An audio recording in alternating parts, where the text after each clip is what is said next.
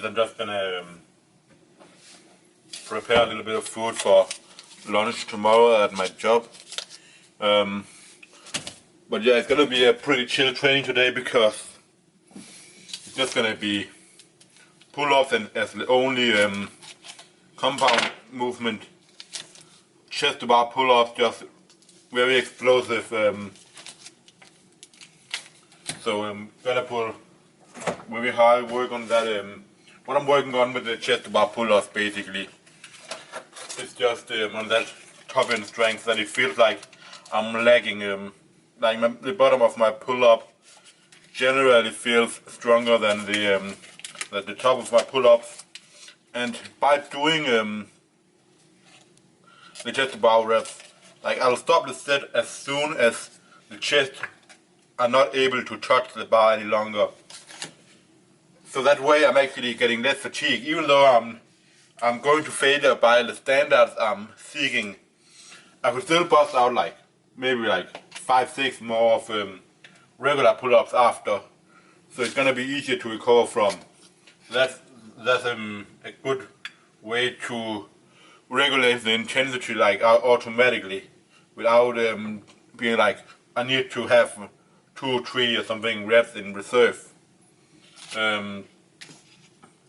Another way I used to do that was just doing unbroken reps.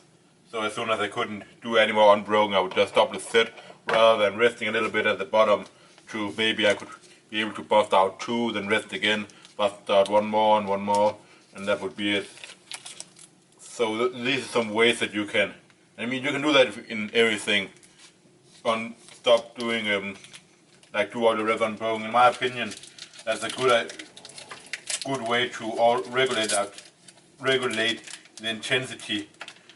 I've done the same in hack squats. So even though I did a set of all the way to failure in hack squats, at one time I did 3 sets. All the reps were unbroken, so if I took a little bit of rest, I could probably bust out like up to 5 reps more in a set where I have done, let's say, 15. So it wasn't really like to failure, because I could have done more if I did it like rest paused reps, or what some people call the myo reps. Yeah, so that way you make sure, even though if you're going all the way to failure, like the reps are slowing down and you're gonna fail a rep, but it's not gonna be so fatiguing as it would be otherwise. It's not gonna take as long to recover from, and you're still getting into that really slow grind that you want when you're seeking hypertrophy at least. So that's a really good way to do it. After that, I'm just gonna be doing some lateral raises, and I think thinking this day is gonna be more focused on just going in more volume. So instead of doing the max out set and half reps in the 3 other sets, I'm gonna do like 65 to 70 of my max for like 4 or 5 sets. So by doing like 4 times 9, I'm getting in 36 reps in 4 sets without even going to failure in one of them. And if I did 14,777, because 14 is my PR right now, I would be able to, I would only do 35 reps, and I might be more fatigued. So I think I'm going to do that and just accumulate more volume. I'm going to see if that works. It just becomes hard at some point to keep on putting on strength twice a week. I mean, that's logical. Now that I've done lateral raises for some time, the beginner gains are like over. I mean, I was already strong, but I wasn't technically efficient at the exercise, most likely. So I got some quick gains because of that, and now it just becomes harder. And because I'm already very strong at them, it's gonna be difficult to progress twice a week, even if it's not a very fatiguing exercise. Because I mean, it's 16 kg per arm. It's not a lot of weight. It's just gonna get hard at some point still. After that, we're gonna do some preacher curls. We're gonna do incline curls, and then we're gonna end with some triceps. So just a lot of very easy stuff that is gonna be easy to recover from. Let me see here. Actually, let me get some all-around seasoning. I just bought this because I was running out of it, and it was like the one that I usually buy with these. For some reason, they don't have it anymore. The with the logo that I usually buy these, so I had to buy this one instead in these. And this seems to be quite a struggle to get up. Right. Yeah, all around seasoning, you never go wrong with that.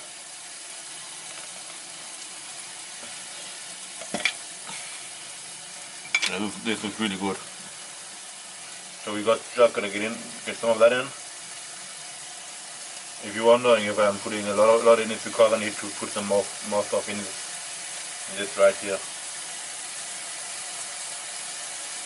Yeah, but basically tomorrow is a rest day. Saturday I'm gonna go for 10 reps, 150 kilos in the front squat. So I have to be extremely ready for that, because that will basically just make me be able to have a ton of VDPRs on the front squat for so long. If I get 10 reps, right, I can do 4 reps with 160 kilos, and that would be a PR, which is like insane to think about. Because I can do that at like RP6. I can do 4 times 7 with 140 for a volume PR. That's gonna be like what, like RP5, some shit like that at that point. So that's just gonna be extremely important training, and gonna be a huge milestone towards getting 200 kg. If I can get 10 with 150, it probably puts me around where I can do 5 times 5 with 160. And at that point I'm going to be like 10 kg away from 200, because I know when I did the back squat, I did 5 times 5 with 170, and that was enough to unlock 200. Like I did 200, I think, like maybe like next training after that, something around that, and got it. So I'm gonna be extremely close by the time I get the 10 with 150. I think I'm gonna have like a 190 in me when I'm fully recovered. But I just need to take it slow, build up with patience, because there's no point in like grinding out of 190 when that's not my goal, and then just making the process take even longer. When I can build up strength faster by staying further from failure most of the time, testing a little bit every now and then, like with this 150 kg I'm doing now. But the last 2 weeks I've been like PRs for like 5 trainings in a row, but at like RP7 and below all of them, except the 10 with 140 after my third deadlift. But that was only because that I did the third deadlift before, and that obviously drained me out a little bit. When you're maxing out on the deadlift, it's just like pure, yeah, you can easily drain out more than 5% of your strength. So that is like a very good sign for me that I have it in me. Actually, let me use some cream for this, just to get into some extra calories. As I said, I'm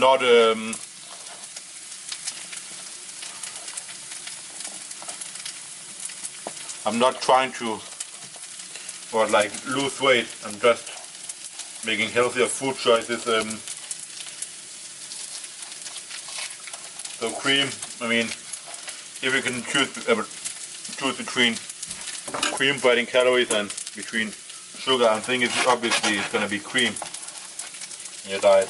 Like, it's just fat, and it's way more useful in the body. It's not gonna be something that's as toxic as sugar that the body just wants to get out of the system as fast as it can again. Because at the end of the day, sugar, it only causes illness if you get too much of it, like diabetes, right? So that's what we are trying to avoid. and then just obviously omega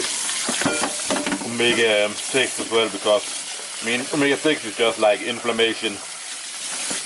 We are trying to, obviously we want some inflammation, but we want to limit it. We want inflammation because we are working out. We want to be able to so if there's no inflammation, there's like we're not gonna get stronger if we don't get inflamed. Something to repair. Then we want the omega 3 to recover when we have been injured and inflamed. So when we have trained. So basically that's like the science behind that. It's very simple when you just think a little bit logically about it. But yeah, and follow good mornings. What I'm gonna do. You know, I was talking about the other day, Monday, what my plan was gonna be now, and I said that I wanted to get up to 150 kg good mornings, but I've actually changed that around a little bit, because I think what could be extremely interesting would be pushing stiff leg good mornings, and I'm talking like with legs 100% locked, like no bend at all, because you know me and you know how I am. I just want to fucking prove people wrong, and a lot of people are saying that you can't get over your body weight for reps on stiff leg good mornings because the weight is going to be so far in front of you that it's just basically going to be impossible to have so much weight on in the back of your heel, on your heels, and I'm just like, man, let me just shut these people up and show that I can get up and do 10 stiff legs good mornings with over 100 kg. Like, who has the right to speak then? Yeah.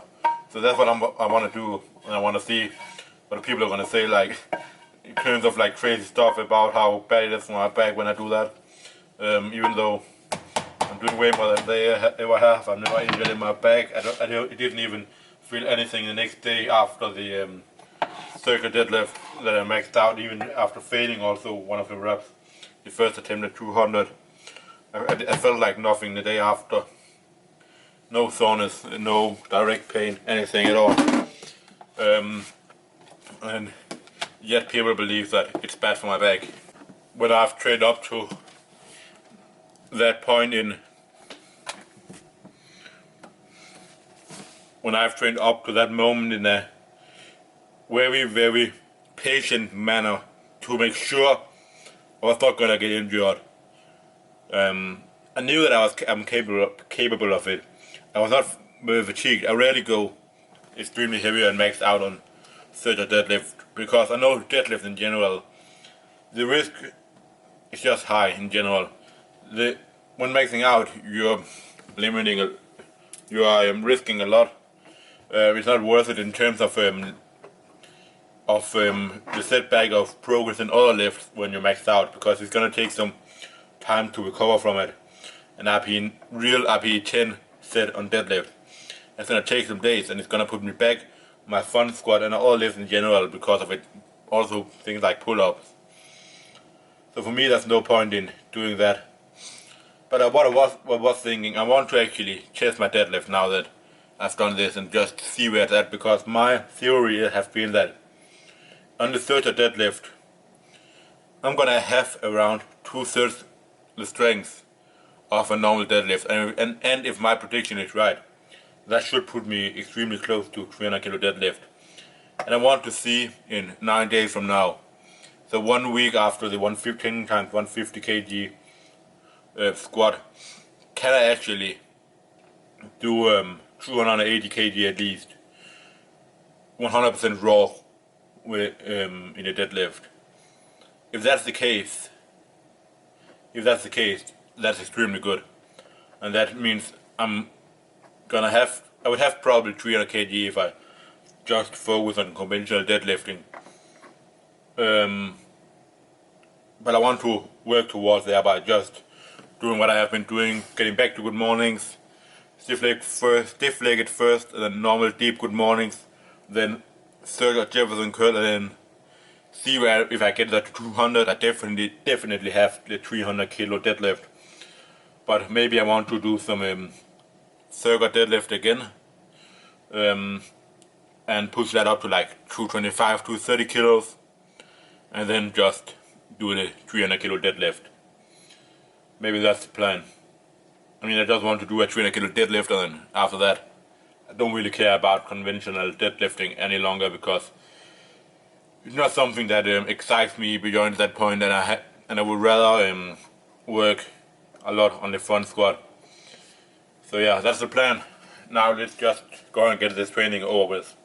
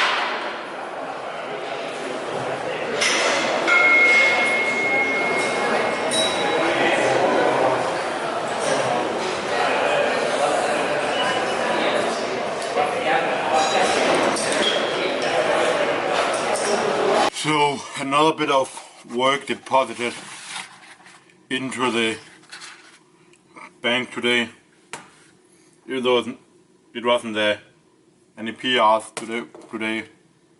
You could tell that it was still, it doesn't mean it wasn't productive. Eventually it will lead to better work. It just feels good any time to go and move the body and get in some training. So the chest bar pull-ups they're feeling very nice. One thing I'm realizing is that because you're pulling so explosively, the power, it disappears extremely fast. Like you could tell that from the first set and to the fourth set, I'm losing extreme amount of power. And it's probably because it's like performing a sprint. It's like way more, you lose the power way faster than if you're just pulling up to the chin getting over the bar, because even though it's just chest to bar only, right? I'm saying only because you can pull higher technically. I would be pulling higher if the bar was not in the place. Like I'm slamming my body like into the bar on the first couple reps in like the first 2 sets at least. So it's like almost like dynamic effort. It's crazy amount of force you are producing at one point in time. So I think that's why the performance it drops drastically so fast. At least that's the only explanation that I can like come up with. Yeah, so I mean I got 10, 9, 8 today. I want to be able to get 4 sets of 10. And then I'm probably gonna start doing 12 in one set, see if I can do that, and like 8 in the others, because my goal is to be able to do 15 chest to bar pull-ups. I think that would be a good standard. That would put me at a really good point where I can probably get like 25 pull-ups just with the chin over the bar. I think that wouldn't be impossible. I mean, I've been able to do 25, have the strength to do 25 before, but not at the body weight that I'm at now, and also not on this, or on a bar with this thickness that this bar I'm using here have, because I have pretty small hands. Like you can see that my fingers are small as hell compared to my wrist, and obviously that is always going to make some kind of difference when it comes to pulling, where you need your grip to be strong. Like if you can get your hand further up on top of the bar, it's gonna make it easier to push weight down into it and not lose power as you begin to lose the grip. So that definitely makes a difference in terms of how strong you can get your pull-ups. I don't want to make it an excuse as to why my pull-ups are my weakest lift, but it definitely plays a part as to why I can't get it as strong as some people can. Because for my height I just have small hands, and that's just like how it is. Like there's several people I've compared it to that are my height or even a little bit lower and have significantly longer fingers than me. But yeah, it is what it is, and it's just what you gotta deal with.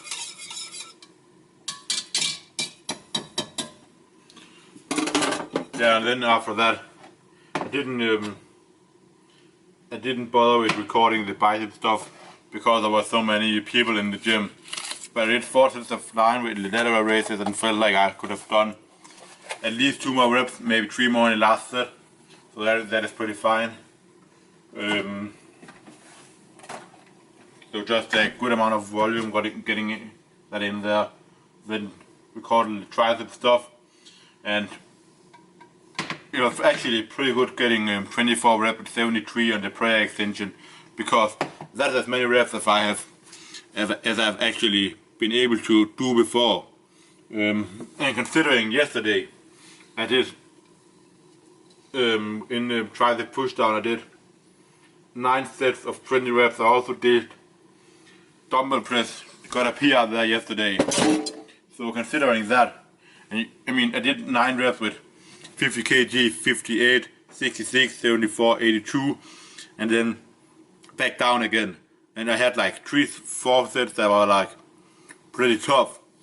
So considering that, it's actually really good to be able to do what is the same as my PR, to match my PR today, when I'm probably not like fully recovered, even though I'm not sore. I would say I'm most likely not fully recovered in the triceps at all. But yeah, I want to be able to get up to 30 reps in that eventually. It's just proving itself to be, it's proving itself to be a little bit hard. But I mean, I'm also strong as hell in the triceps, so obviously it's hard to keep on getting stronger and stronger. And I'm not really doing like programming here, and so it's just auto-regulation still, and maybe I need to do some kind of programming where I'm not always going to failure and actually have an idea of what I'm going to do like every single day, and not just doing completely random stuff all the time. I think for the tricep push down, my goal is to be able to actually get all the way up first up to 20 reps with 91 kg on the push downs, and when I've done that, I actually have a really good idea. I'm gonna change over to the lateral pull-up machine, because that goes to 136 kg. So I want to be able to do 10 reps with that, just for the fun of it. That would be really nice. Like staying with the legs on either side of the lateral pull-up machine, and just on the bench there, I'm just doing tricep push down with the full stack. So that would definitely get some looks. But yeah, anyways, I'm just preparing some eggs here for tomorrow morning. You saw me make the lunch earlier, so as soon as I'm done with this, I'm gonna go to bed. Would it be nice to sit and watch some Netflix series, something like that? Watch a bit of a movie, some anime, stuff like that, for sure. But gotta prioritize the sleep when you want to perform well. So that's what we are gonna do. It's not a choice you have to make. It's something that just gotta be done. So otherwise, I know that I'm just gonna it's gonna decrease my performance in my training in 2 days, when I want the 10 reps with 150 kilo in the squat. But not only that, I'm also gonna feel tired tomorrow morning when I wake up. I know that for sure. And then I'm gonna regret that I set up, because I just wanted to do something in the moment rather than think about the consequences on the day after. So that's just how you gotta look at everything, man. Look at the consequences of what you're doing. Is it the right choice to do right now, or should you be doing something else? Same thing with training. Is it the right time to max out? Is it the right time to go hard if you have just been going